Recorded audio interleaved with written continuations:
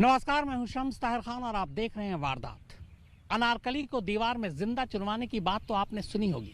महाराष्ट्र के पालघर में एक लड़की अपने बॉयफ्रेंड के साथ शॉपिंग करने निकलती है। इसके बाद लड़की घर नहीं लौटती। परेशान घर वाले लड़की को फ़ोन करते हैं। बहुत मुश्किल से लड़की एक बार फ़ोन उठाती है और कहती है कि वो बिजी है, बाद में कॉल करेगी। मगर इसके बाद फिर उस लड़की का कोई सुराग नहीं मिलता। धीरे धीरे वक्त बीत जाता है। घर वाले पुलिस में गुमशुदगी की रिपोर्ट लिखा चुके थे। एक फ्लैट से एक लड़की की लाश मिलती है।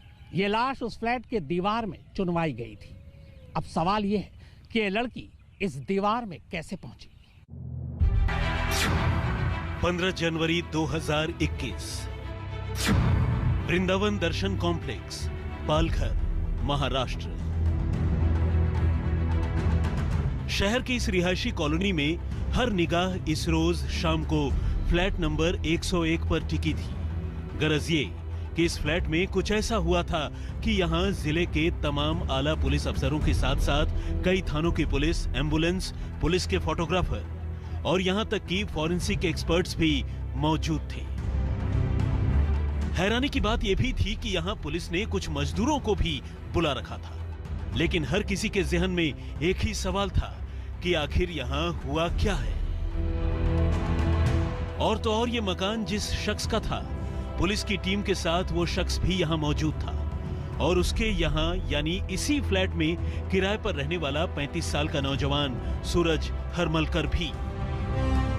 वैसे तो सूरज इस फ्लैट में अपनी live in partner Amita Mohite के साथ रहता था, लेकिन आज अमिता किसी को नजर नहीं आ रही थी। मोहल्ले की औरतों ने बताया कि अमिता सिर्फ आज ही नहीं बल्कि पिछले काफी दिनों से यहाँ किसी को नहीं दिखी। ऐसे में सवाल यह भी था कि आखिर अमिता कहाँ गई? क्या अमिता के साथ ही यहाँ कुछ हो गया या फिर कहानी कुछ और है? पुलिस सूरज हरमलकर के साथ किसी को मिलने जुलने या बात करने से भी रोक रही थी।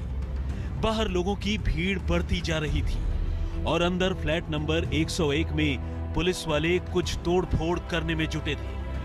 और इस तरह कुछ घंटों के इंतजार के बाद वो घड़ी भी आ गई जब पुलिस वाले फ्लैट से बाहर निकले। इधर लोगों के सामने एक डरावना मंजर था। पुलिस वाले मकान के अंदर से एक लाश के साथ बाहर आए। लाश भी ऐसी वैसी नहीं बल्कि हड्डियों की गठरी में तब्दील इंसानी जिस्म की सूरत में। अब जब पुलिस वाले ही फ्लैट के अंदर से लाश निकाल कर ला रहे हों तो इतना तो साफ ही था कि यह मामला मामूली मौत का नहीं है बल्कि यहाँ किसी का कत्ल हुआ है। लेकिन सवाल यह था कि आखिर यह लाश किसकी है, कत्ल किसने किया और सबसे अहम ये कि लाश इस हालत में कैसे पहुंची। फिलहाल वृंदावन दर्शन कॉम्प्लेक्स में रहने वाले किसी भी शख्स के पास इन सवालों का कोई जवाब नहीं था। लेकिन जैसे जैसे पुलिस की कार्रवाई आगे बढ़ती गई, लोगों को उनके सवालों का जवाब भी मिलता गया। पता चला कि ये लाश किसी और की नहीं बल्कि उसी 32 साल की लड़की अमिता मोहिते की है जो सूरज हरमलकर के साथ यहाँ रहा करती थी। और जिस तरह से पुलिस ने सूरज को अपने कब्जे में कर रखा था, उससे लग रहा था कि हो न हो इस मौत के पीछे सूरज का ही हाथ है। बहरहाल इसी असमंजस के माहौल के बीच पुलिस ने हड्डियों की गठरियों को पोस्टमार्टम के लिए यानी फॉरेंसिक जांच के लिए भिजवाया और आगे की पूछताछ के लिए सूरज को भी अपने साथ लेकर चली गई। इधर मोहल्ले वालों को अमिता की मौत को लेकर जो खबर मिली वो बड़ी अजीब और डरावनी थी। पता चला कि अमिता की लाश फ्लैट के अंदर बाथरूम के ऊपर की दीवार से पुलिस ने खोदकर बाहर निकाली। लाश करीब 4 महीने पुरानी है, यानी फ्लैट नंबर 101 में रहने वाली अमिता अपने ही घर में पिछले 4 महीनों से एक लाश की सूरत में दीवार में चिनी हुई हालत में पड़ी पड़ी अपने अंजाम का इंतजार कर रही थी। और ऐसा करने वाला कोई और नहीं बल्कि खुद उसका लिव इन पार्टनर सूरज हरमलकर ही था। लेकिन हद ये थी कि खुद सूरज पिछले 4 महीनों से इसी फ्लैट में बड़े इत्मीनान के साथ अमिता की लाश के साथ रह रहा था। ये कहानी सुनकर लोग सन्न रह गए। न तो लड़की के कत्ल की बात समझ में आ रही थी और न ही सूरज के लाश छिपाने से लेकर उसके साथ रहने की बात। लोगों को लग रहा था कि आखिर ऐसा कैसे मुमकिन है, कोई इंसान किसी लाश के साथ एक ही घर में दिन रात पूरे 4 महीनों तक कैसे रह सकता है। आखिर सूरज की इस करतूत का अब तक किसी को पता क्यों नहीं चला?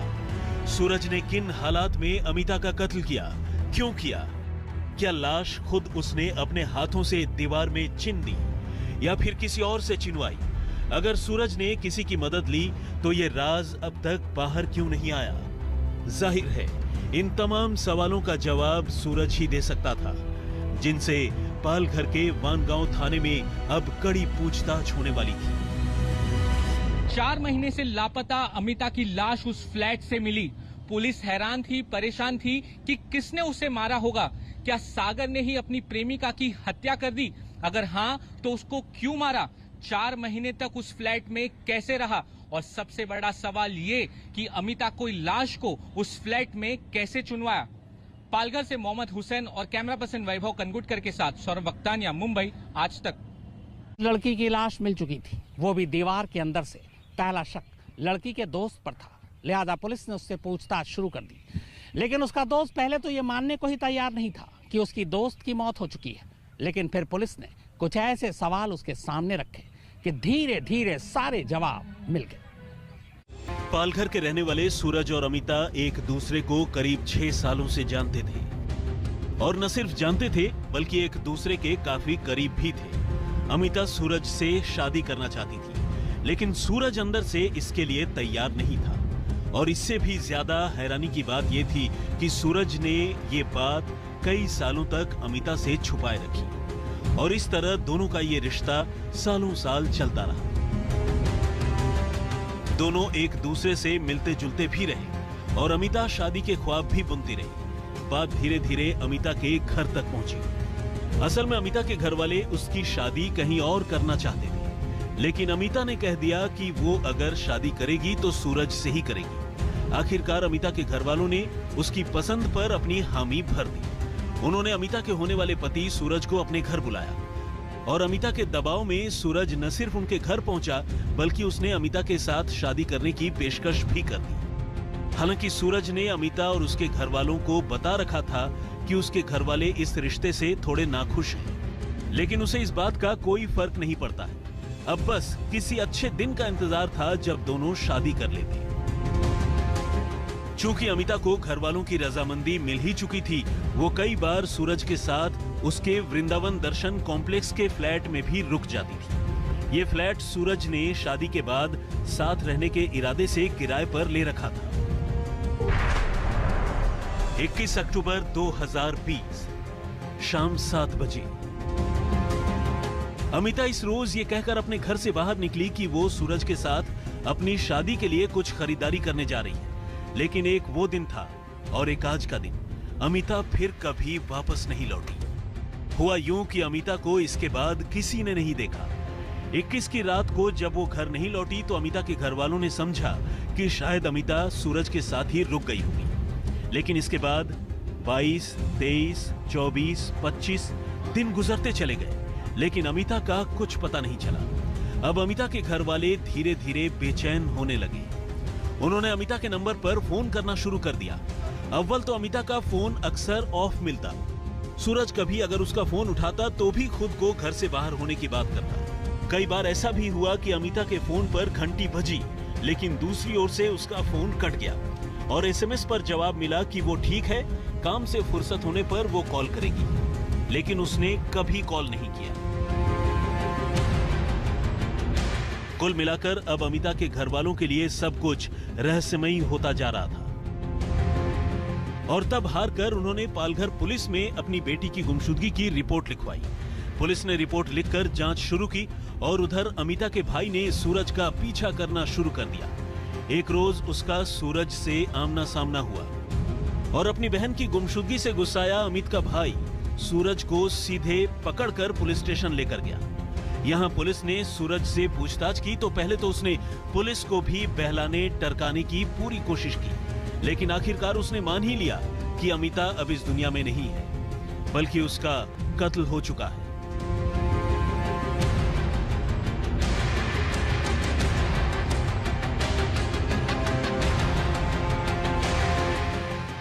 पहले तो सागर इनकार करता रहा, लेकिन पुलिस ने जब सख्ती से पूछताछ की तो उसने सारे राज उगल दिए। उसने पुलिस को बताया कि अमिता उससे शादी करने के लिए पीछे पड़ी हुई थी और वो उससे पीछा छुड़वाना चाहता था और इसी के चलते उसने अपने ही बेल्ट से अमिता की गला दबाकर हत्या कर दी। अब लाश को ठिकाने लगाना सबसे बड़ी समस्या थी, तो उसने अपने ही फ्लैट में अमिता की लाश को चुनवा दिया। इसके बाद सूरज ने अमिता के कत्ल की जो कहानी सुनाई, उससे खुद पुलिस वालों के भी रोंगटे खड़े हो गए। उसने बताया कि अमिता लगातार उससे शादी की जिद कर रही थी, लेकिन चूंकि वो अमिता से शादी नहीं करना चाहता था, वो अमिता से पीछा छुड़ाना चाहता था। ऐसे में पहले तो उसने अमिता को टालने की कोशिश की, लेकिन जब वो पीछे पड़ गई तो उसने अमिता की जान लेने का फैसला कर लिया। और फिर एक रोज उसने न सिर्फ अमिता का कत्ल कर दिया, बल्कि इसके बाद उसकी लाश अपने उसी फ्लैट की दीवार में बाथरूम के ऊपर बने खाली जगह पर चुनवा दी, जिसमें वो दोनों रहा करते थे। उसका जो शव है वो बाथरूम का जो सज्जा रहता है उसके ऊपर उसने रखा और सीमेंट कंक्रीट कर दिया, सीमेंट से उसको कंक्रीट कर दिया। सूरज ने इसके लिए न सिर्फ सीमेंट, रेत और दूसरे सामान का इंतजाम किया, बल्कि दीवार से लाश की बदबू बाहर न निकले, इसलिए उसने एंटी लीक ग्लू भी लगा दिया।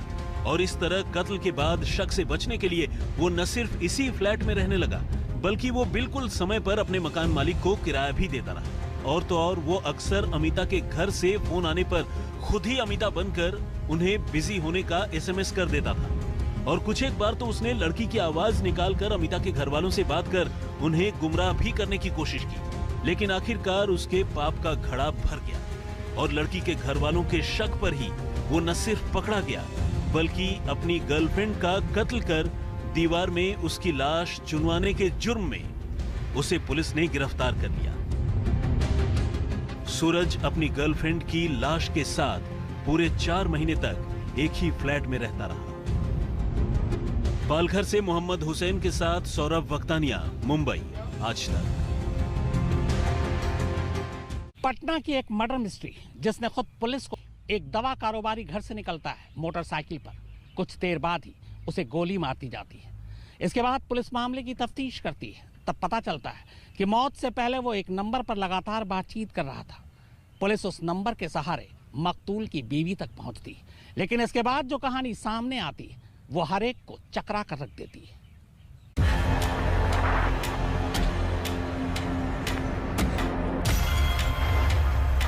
5 अक्टूबर 2020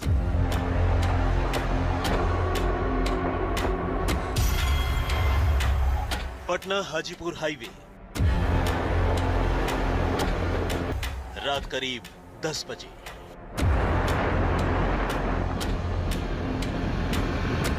रात गहरा रही थी और हर गुजरते लम्हे के साथ सड़क पर वाहनों की तादाद कम होती जा रही थी, लेकिन एक शख्स अपनी बाइक पर पटना से हाजीपुर की तरफ चलता चला जा रहा था।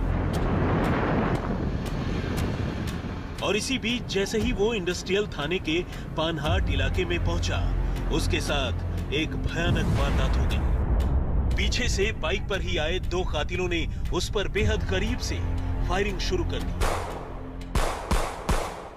और उसके सीने और जिस्म के दूसरे हिस्सों में कोई 1-2 नहीं, बल्कि 5-5 गोलियां। और देखते ही देखते उसकी मौके पर ही मौत। गोलियों की आवाज और बाइक से एक शख्स को नीचे गिरता देख हाईवे पर अफरा तफरी के हालात पैदा हो गए, जिससे जिधर बन पड़ा वो डर के मारे उधर ही भाग निकला। और थोड़ी ही देर में इस शख्स को गोलियों का निशाना बनाने वाले कातिल भी अंधेरे का फायदा उठाकर मौके से फरार हो गए।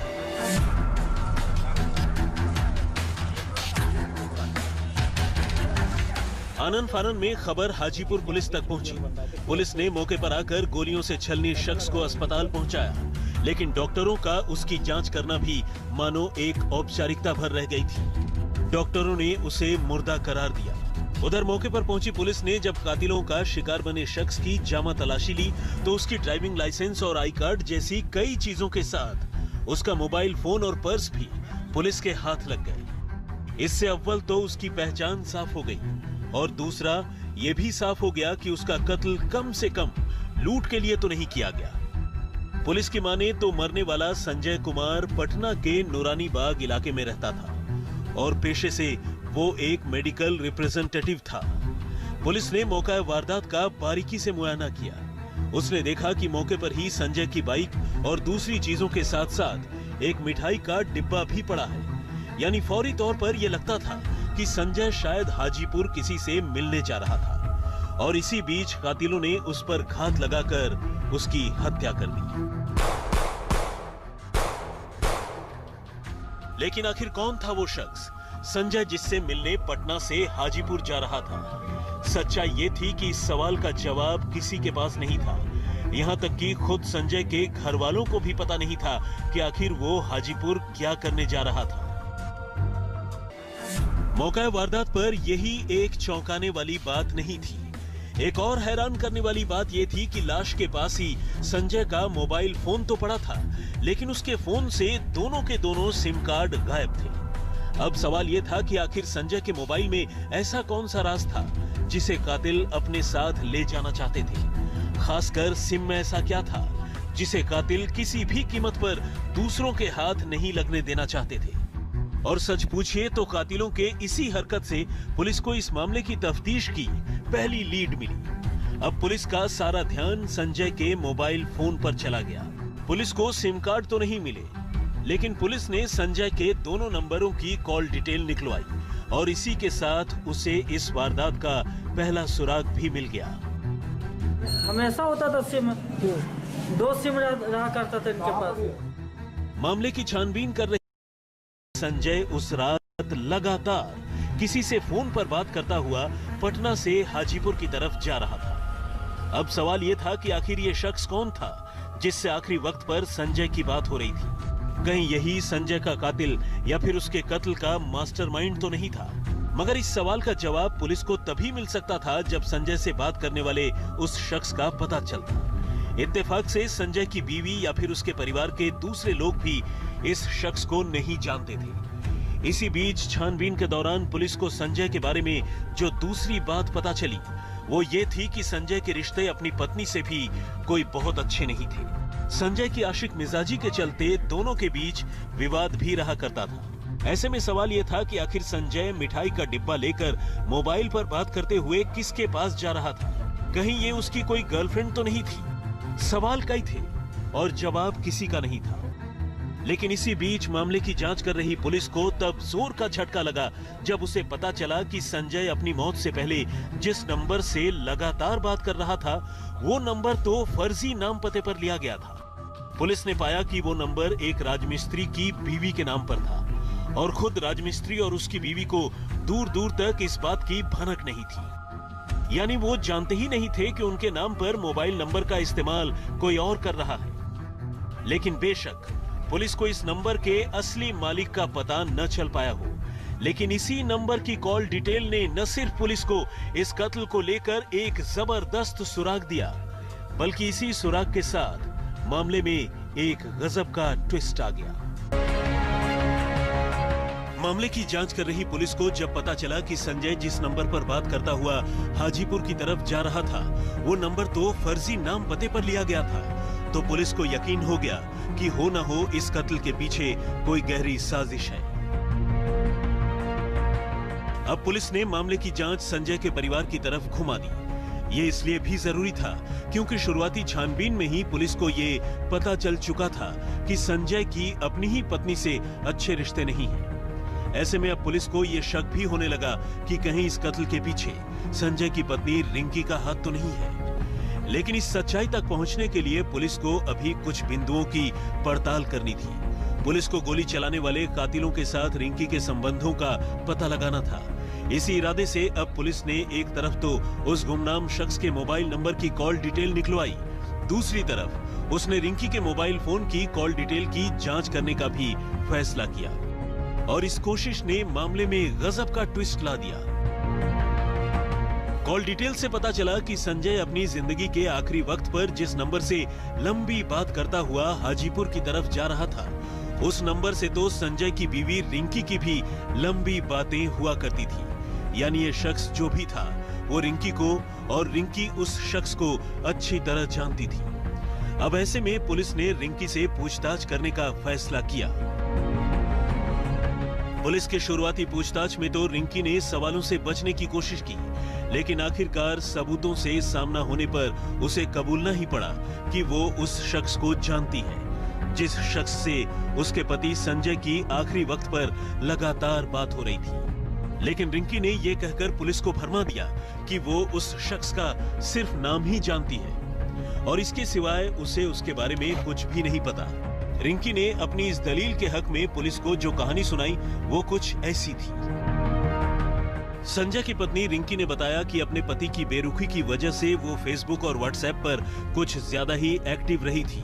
एक रोज व्हाट्सएप पर उसकी डीपी देखकर एक अनजान शख्स ने उसकी तारीफों के पुल बांध दिए और इसी के साथ उसकी उस अनजान शख्स से लंबी बातें होने लगी। उसने बातों ही बातों में अपने पति संजय की बुराई शुरू कर दी और बताया कि संजय उसे कितना सताता है। इस पर रिंकी के इस अजनबी आशिक ने रिंकी से कहा कि ऐसे में उसके पति संजय को जीने का कोई हक नहीं है। रिंकी ने भी ये पूछकर कि क्या वो उसके पति को मार भी सकता है, मानो अपने अजनबी आशिक को उकसा दिया। और इसके बाद जो कुछ हुआ वो कोई सोच भी नहीं सकता था।